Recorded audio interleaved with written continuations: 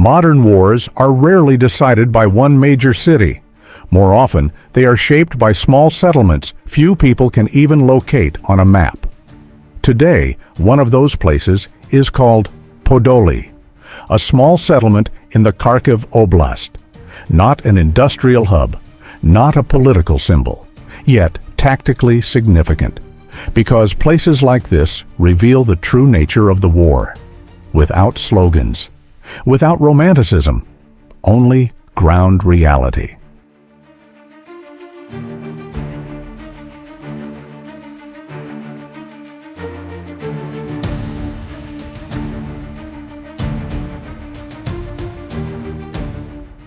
Podoly lies in a sector of Kharkiv that has been under constant pressure for months. This is not the most dramatic front line, but it is one of the most exhausting. This is where attrition warfare works best. When Russia announced control over Podoly, the key question was not the claim itself, but why Podoly matters. Podoly functions as a local connector. Short-range supply movement, small unit maneuver routes, a staging area before rotations. Controlling Podoly narrows Ukraine's operational space in this sector, not by cutting everything at once, but by making every movement more costly. Russia supported its claim with visuals, aerial drone footage, ground presence, flags raised, early logistical activity. This was not cosmetic detail. It was a military message. We are here, physically. In modern warfare, claims like this are rarely issued without real presence, because if disproven, the damage would be military, psychological, and political. Still, realism matters. Initial control is not permanent control. Podoly remains a contested zone, but Russia now holds a tangible foothold. And in a long war, small footholds matter more than dramatic advances that cannot be sustained.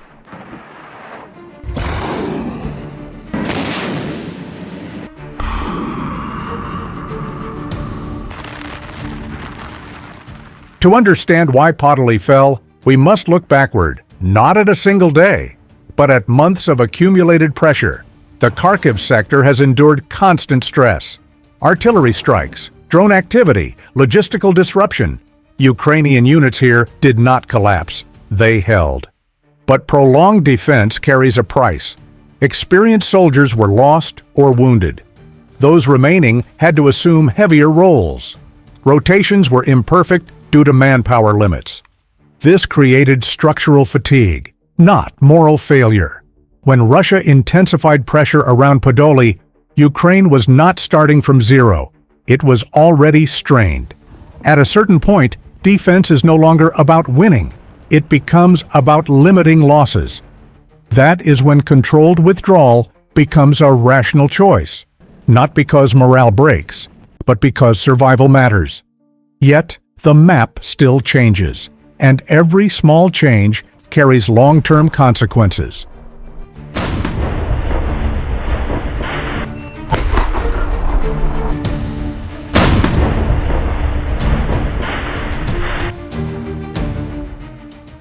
Russia did not assault Podoly in one decisive blow. There was no decisive day.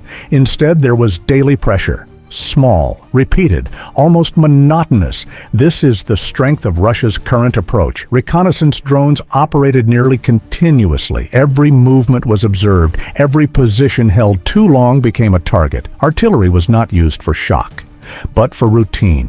Strike, adjust, strike again. Attack drones targeted already weakened points, not to destroy everything, but to force constant movement. Movement under pressure drains energy. Around Podoly, Russia also applied pressure to buffer villages. Small elevations, dirt roads, local intersections. This made Ukrainian defense increasingly expensive to maintain.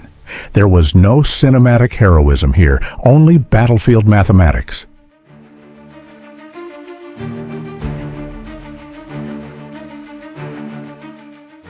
It is important not to oversimplify Ukraine's position. Ukraine did not lose easily in Podoly. It faced sustained pressure with limited means. Western aid arrived. but not always in sync with battlefield needs. Ammunition came in phases. Certain systems came with usage restrictions. In attrition warfare, timing is decisive. A delay of 1 week can cost a position. Ukraine had to choose where to fight to the last meter and where to pull back strategically. Podoly became one of those calculated withdrawals.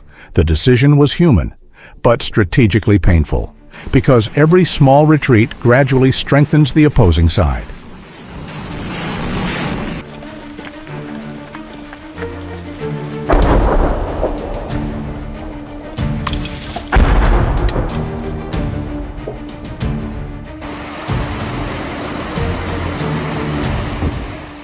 When forces move, civilians cannot relocate at the same speed. Podoly is a home, not a purely military site.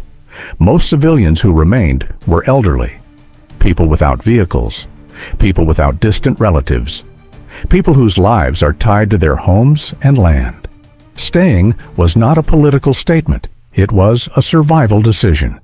After control shifted, Russia moved quickly in one key area: basic stabilization, food distribution, emergency medical services, area security, administrative presence. This was not idealism, it was strategy. The message was simple: order replaces uncertainty. That does not mean acceptance was universal. Civilian attitudes varied, and silence was often the safest option. What matters is this: civilians do not live inside geopolitical narratives. They live inside daily reality. Food today, medicine tomorrow, safety tonight.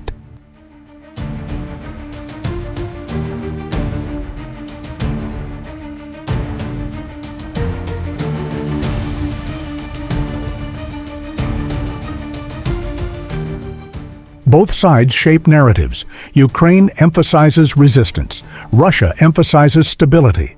Both serve strategic interests, but cameras never capture the full picture. In Podoly, reality is mixed: fear, fatigue, pragmatic adaptation. This is often misinterpreted as political support. In many cases, it is simply human adjustment to new conditions.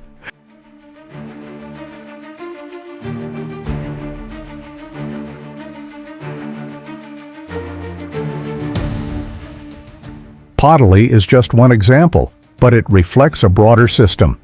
Russia prepared for a long war: economic adjustment, expanded production, logistical prioritization. Sanctions restrict high-end technology, but basic capacity remains strong: food, energy, raw materials. In the Kharkiv sector, regional logistical proximity provides an additional advantage.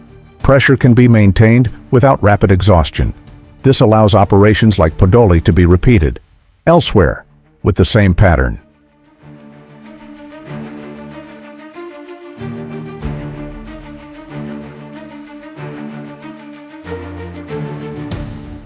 For civilians in Podoly, the change brought one crucial element: predictability. Before, every day was uncertain.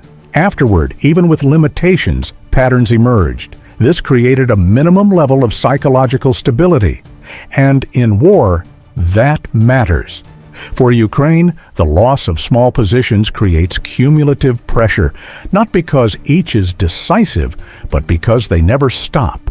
For Russia, successes like Podoly reinforce confidence in the strategy. Psychological warfare moves alongside physical warfare. Extended conclusion: what Podoly truly represents.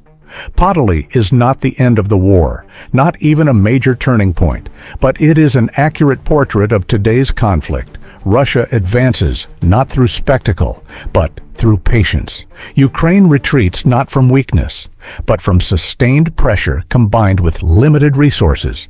And civilians, as always, carry the heaviest burden: adapting, enduring, paying the price for decisions they never made. This is modern war. Not black and white, not about who shouts the loudest, but about who can endure the longest, on the ground and in the lives of ordinary people.